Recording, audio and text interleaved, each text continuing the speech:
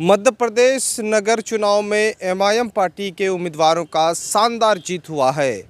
अभी आप देखते होंगे बड़ा जश्न का माहौल है और ख़ास तौर पर एक नई ऊर्जा एमआईएम को मिल गया है, क्योंकि एमआईएम पार्टी शुरू से ही नगर चुनाव का अहमियत देते आ रहे हैं, चाहे वो हैदराबाद हो, चाहे वो गुजरात हो या कहीं पर भी हो।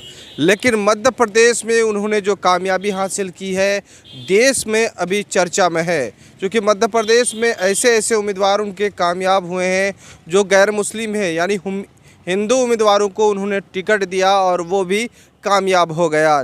लेकिन इस वक्त कई सवाल खड़ा होता है कि बिहार में कहीं न कहीं एमआईएम को झटका लगा है।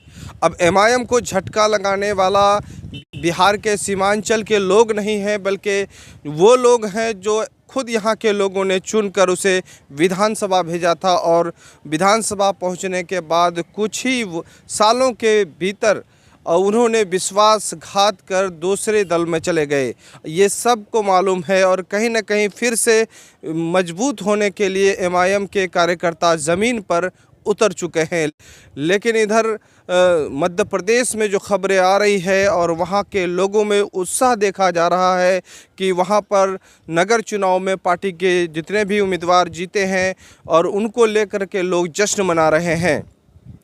अब ऐसा लग रहा है कहीं न कहीं एमआईएम पार्टी हैदराबाद से निकली और निकलने के बाद उनका निगाहें औरंगाबाद पर, औरंगाबाद में एमआईएम ने कामयाबी हासिल की, महाराष्ट्र में भी कामयाबी हासिल की, तो उसके बाद गुजरात पहुंच चुका। अब गुजरात में विधानसभा चुनाव भी है, उससे पहले मध्य प्रदेश का चुनाव उन्होंने नगर चुनाव में अपना पार्टी को उम्मीदवार उतारा और वहीं शानदार उन्हें कामयाबी मिला। कहीं न कहीं एमआईएम पार्टी इस वक्त जो है देश के हर कोने पर पहुँच रहा है और पार्टी ने जो है इस वक्त जो है हर चुनाव, यानी चाहे नगर चुनाव हो या विधानसभा चुनाव हो, लड़ने के लिए पूरा मुकम्मल इरादा करके वो अपने उम्मीदवार को उतार रहे हैं और कामयाबी मिल रहा है।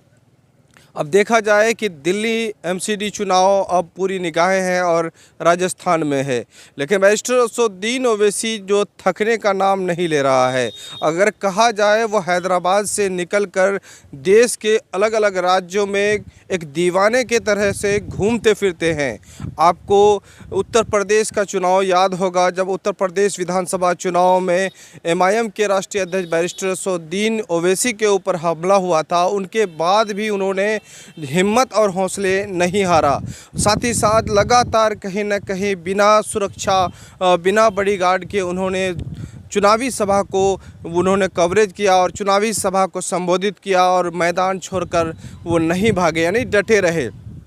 भले ही उत्तर प्रदेश में हार मिलने के बाद उन्होंने फिर पार्टी के जिम्मेदार और कार्यकर्ताओं और अपने सहयोगी दलों के साथ एक बैठक कर आगे की रणनीति पर चर्चा किया। अब जो है उत्तर प्रदेश में नगर चुनाव होने वाला है और नगर चुनाव से फिर पार्टी वहां पर कामयाब मिलेगी और जिसके लिए पूरा प्रयास एमआईएम के जितने भी कार्यकर्ता हैं वो कर रहे हैं। लेकिन मध्य प्रदेश में पहली दफ़ा पार्टी जा रही है और वहां पर चुनाव जीत जाती है।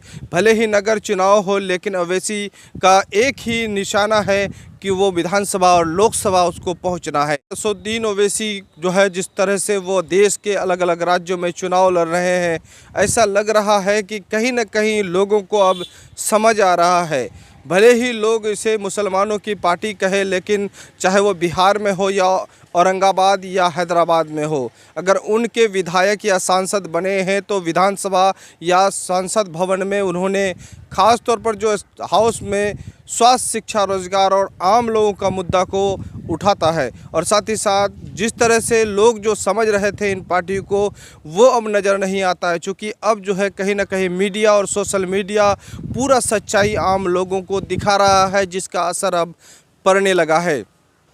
चूँकि मध्य प्रदेश नगर चुनाव में शानदार कामयाबी के बाद जो है एमआईएम का हौसला बुलंद हो गया है। अब कहीं न कहीं गुजरात विधानसभा चुनाव का तैयारी में जुट चुका है।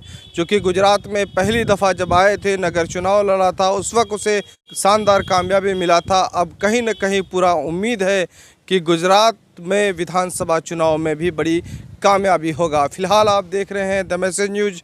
इस तरह से न्यूज़ पाने के लिए हमारे चैनल को सब्सक्राइब करें, अच्छा लगे तो लाइक करें, दोस्तों को शेयर करें। खुदा हाफिज़।